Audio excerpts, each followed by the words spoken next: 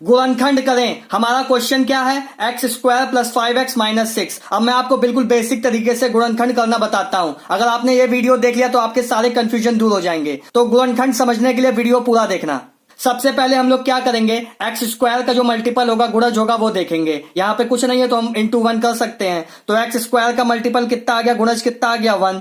अब हम वो देखेंगे, वो नंबर देखेंगे जिसमें x की कोई पावर नहीं है। इसमें 2 पावर है, इसमें 1 पावर, इसमें एक भी पावर नहीं है। तो इस नंबर को हम लोग ले लेंगे। ये कितना हो गया, 6 हो गया। अब हम लोग देखेंगे x का मल्टीपल क्या है, x का गुणज क्या है। तो x के मल्टीप्लाई में 5 लिखा है, तो यहाँ पे लिख देंगे x का गुणज क्या है, 5 है। अब जो ये नंबर था हमारा 6 और एक्स स्क्वायर का जो मल्टीपल है, गुणज है, इन दोनों का हम मल्टीप्लाई करा देंगे, गुणा करा देंगे। 6 इंटू 1, 6 इंटू 1 कितना हो जाएगा, 6 हो जाएगा। अब हम 6 के ऐसे फैक्टर्स करेंगे, ऐसे अभाज्य गुणनखंड पहले करेंगे जिसे उसे जोड़ने पर या घटाने पर 5 आए। तो इसको हम लोग सबसे पहले क्या करेंगे, अभाज्य संख्याओं में तोड़ते हैं। अभाज्य संख्याएं वो होती है जो खुद की टेबल में आती है, 1 से कटती है। आया समझ में? तो इसको हम लोग लिख सकते हैं 2 इंटू 3। देखिए 2 3 जा क्या होता है, 6 होता है, और 2 और 3 को जोड़ने पर क्या आ रहा है, 5 आ रहा है। तो ये हमारे गुणनखंड होंगे? नहीं, ये हमारे गुणनखंड नहीं होंगे।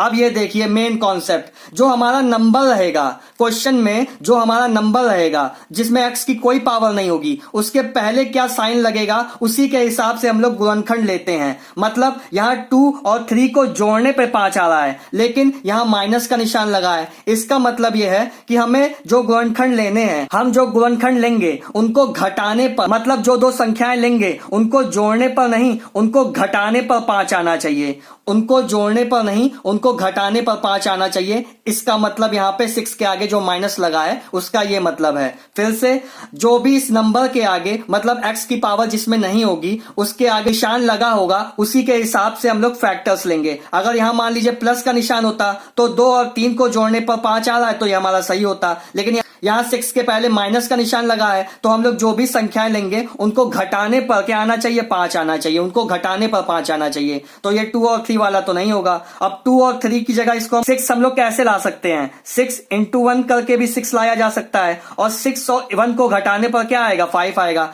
6 और 1 को घटाने पर क्या आएगा, 5 आएगा। तो यही हमारे क्या हो गए, फैक्टर्स हो गए। तो चलिए मैं आपको क्वेश्चन सॉल्व करके बताता हूं। अब एक्स स्क्वायर हो गया प्लस 5x, 5x को हम लोग क्या लिखेंगे, 6 माइनस 1। 5 को हम लोग क्या लिख सकते हैं, 6 माइनस 1, x माइनस 6। आया समझ में?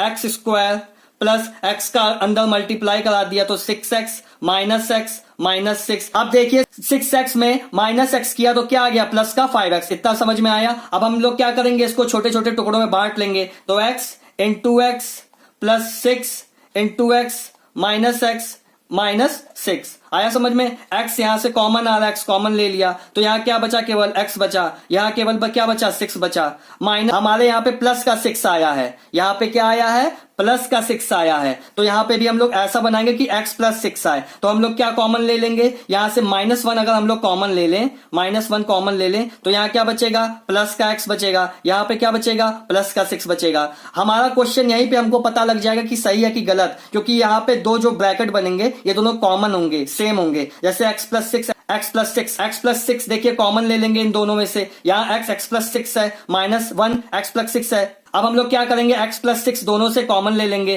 तो x प्लस 6 कॉमन लेने पर क्या बचेगा, यहां पे तो केवल x बचेगा, यहां पे माइनस का 1 बचेगा। यही हमारा आंसर है। चलिए अब मैं आपको दूसरा क्वेश्चन करके दिखाता हूं, जो हमारा होगा x square plus 5x plus 6।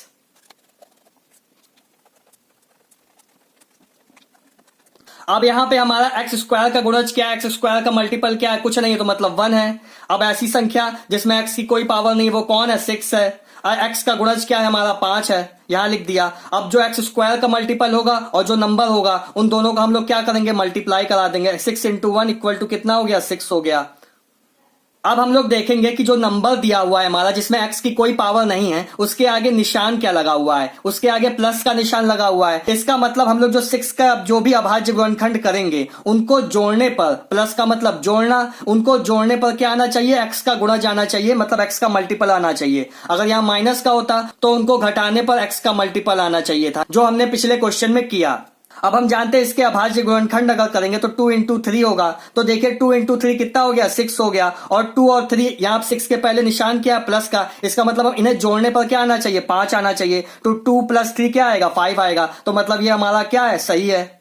जो हमने फैक्टर निकाले ये सही है। अब हम लोग बस गुणनखंड कर देंगे, हमारा आंसर आ जाएगा। देखिए x square plus 2 plus 3 x plus 6। अब x का अंदर मल्टीप्लाई करा देंगे, क्या हो जाएगा, x square plus 2x plus 3x plus 6।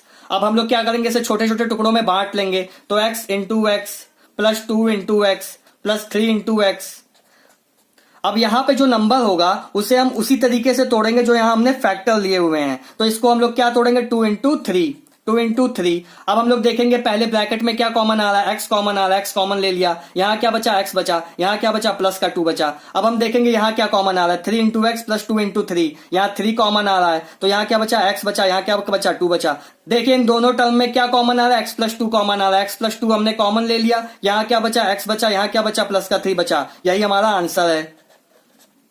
तो जो भी खेल होता है हमारा, जोड़ने पर x का मल्टीपल आना चाहिए या घटाने पर x का मल्टीपल आना चाहिए, x का गुणा जाना चाहिए, वो किस पर निर्भर करता है, जो हमारी संख्या दी होती है जिसमें x की कोई पावर नहीं होती, उसके पहले जो निशान होगा या प्लस का होगा। तो जो भी हम लोग गुणनखंड लेंगे उसे जोड़ने पर x का मल्टीपल आना चाहिए। अगर इस नंबर के पहले माइनस लगाओ तो उन दोनों संख्याओं को घटाने पर x का मल्टीपल आना चाहिए। तो स्टूडेंट्स, अगर आपको वीडियो अच्छा लगा या कुछ नया सीखने को मिला हो तो चैनल को सब्सक्राइब कीजिएगा, वीडियो को लाइक कीजिएगा। Thank you.